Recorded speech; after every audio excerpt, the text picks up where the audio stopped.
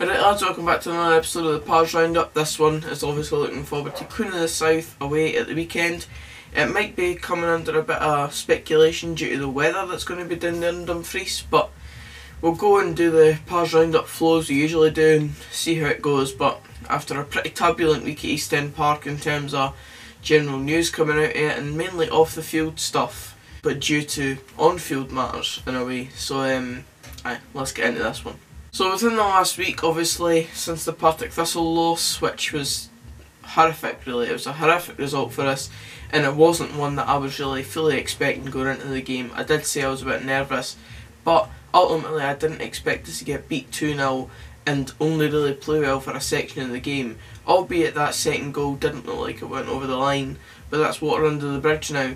We did get beat. As far as the full result goes now, we lost 2-0 to Partick Thistle, who were bottom of the league going into that fixture, and it was a poor result, and there's no kind of sugarcoating that. It was a really poor result for us, and it really kind of set us back after the 3-0 win against Morton. It kind of just, it's like the Morton result kind of papered over any cracks, because for a team to play so well one week and then not the next, it's strange. It's almost like we need a team to completely play horrendous for us to get a result against them. It's kind of weird to even think about predicting the outcomes of these games and what you're going to expect going into it. And that's the kind of feeling that I'm going into this weekend's game with. I'm not sure what to expect at all, and I just genuinely don't know if we'll come away with 3 points, if we'll just lose once again, or if it'll just be another drab 0-0 or draw or whatever down at Palmerston, because that's been the most likely outcome in the last 5 games. We've been undefeated in the last 5 visits to Palmerston, but that includes 4 draws and 1 win, so it's a strange one going into this weekend's game. But let's get into the kind of more important news that's happened at East End Park this week. So obviously the chairman, Ross MacArthur, came out with a statement during the week there regarding the kind of behaviours of the fans recently, and it all kind of culminating at Partick Thistle last weekend.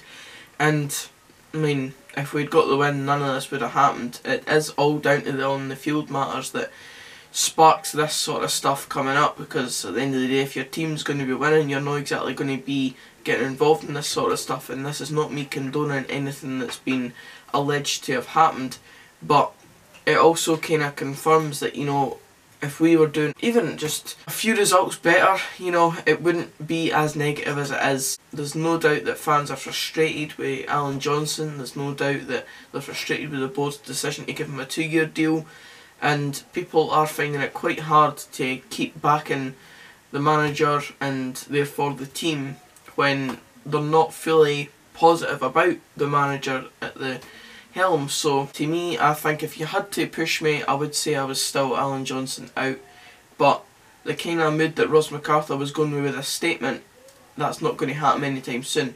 So I'm just going to say a number of comments for both Ross MacArthur and then Alan Johnson himself around the sort of statement stuff, but then Alan Johnson's is more regarding this weekend's game, so let's see what they had to say. So Ross MacArthur's first comment was, "Sadly, there has been a number of recent instances where several of our own players, the manager, the coaching staff and the directors have been routinely abused by our own supporters. It has also now spread to abusing our families too." Now on this front, obviously the negativity, as I said, has come from the on-field stuff. As I said, if we were doing well, none of this would be happening, and Ross MacArthur's looking at it in a vein of, well, can we not deal with any sort of negativity? And I mean, we've dealt with quite a lot so far this season. It's been a completely bang average season considering what we thought would have happened this season. We thought it was going to be a fantastic season ahead and we would be up there challenging at this point in this season. As it stands, yes, we are only 4 points off the promotion playoffs, but we're a long way off teams that we were ahead of at one point. So for example, Dundee United at the end of last season, we were going into the playoff quarter-final second leg against them at the end of last season, and looked like for a majority of the 2 legs the better side, and now they're not miles ahead of us, but they're a good distance ahead, and they've got a new manager at the helm who their fans all believe in, despite the 5-0 loss to Ayr United just recently. But there's no doubt that Robbie Neilson has changed them around. And then of course Ayr United, the prime example. We come up from League One a few seasons ago with Ayr United still kind of down there, and they've now surpassed us, and they're sitting at the top of the league and a good 17 points ahead of us, something like that. And it is really strange. It's a strange feeling, because there was one time when we'd go to Ayr United and just expect to win because we won so many times against them, and now it's completely flipped on its head. MacArthur's second comment in his full statement was, "Irrespective of anyone's views of the chairman, the manager or a particular player, would it not be better for that minority to put their energy, assuming they are genuine supporters, into encouraging the team if we are going to move our club forward? I am as frustrated as any other fan when we are not getting results or underachieving, but that is life, and when these things happen you need to work even harder and remain resilient so as to deal with the adversity." Now, the kind of overriding message that comes for that is that it's sort of a deflect tactic. Obviously, it gave Alan Johnson a 2-year deal. It hasn't worked out so far, and it kind of gives off the message of, we can't deal with negativity just now, we need to just be positive, despite the fact that the on-the-field stuff is absolutely shocking, really, because of the team we've got on paper. You'd assume that we're going to be getting better results, and we just aren't currently. Yes, of course, positivity would be a good way to kind of react to it, but for as long as it's been going on, which is basically half a season now, do you really expect people to just turn around and suddenly start being positive about it all?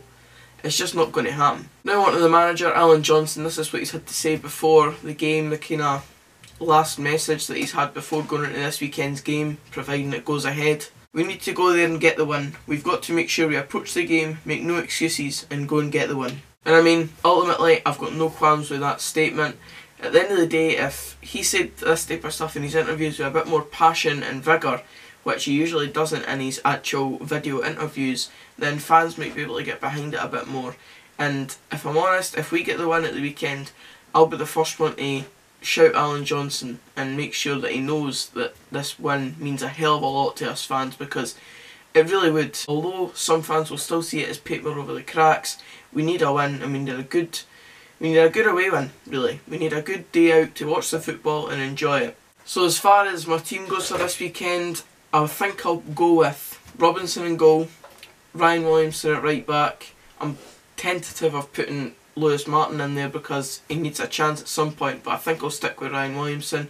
I'll go with Danny Devine and Lee Ashcroft because I'm not sure if Mark Dunnan's fully fit yet. Jackson Lawler's in the left back slot. Higgy back at right wing, despite my kind of qualms with his attitude and stuff like that. I'll put him back there because he links up well with Williamson, there's no doubt about that. In the middle of the park, Tom Beadlin and Joe Thompson. I think that's a kind of perfect mix for us. It gives us a good kind of dig, hard work, and also a bit more attacking. On the left wing, I think we'll probably end up sticking with Robbie Muirhead, but I wouldn't be too averse to playing someone like, I don't know, Hippolyte there, despite his kind of poor performance when he came on the pitch last week. I think Robbie Muirhead maybe needs a bit of a break considering what happened after he got subbed against Partick Thistle last weekend when he kind of had a bit of a barmy on the bench. And up front I'm going to have Faisal and Aidan Keena because I just think that we need a bit of continuity up front just to kind of breed a bit of a partnership between the two, if anything else.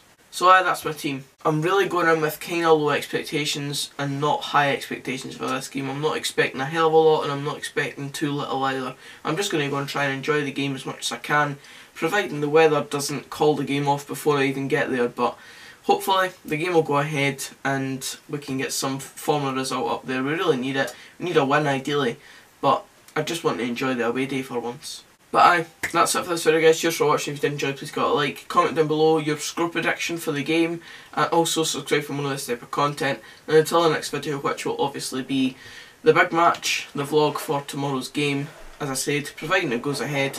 I'll see you then. Cheers guys.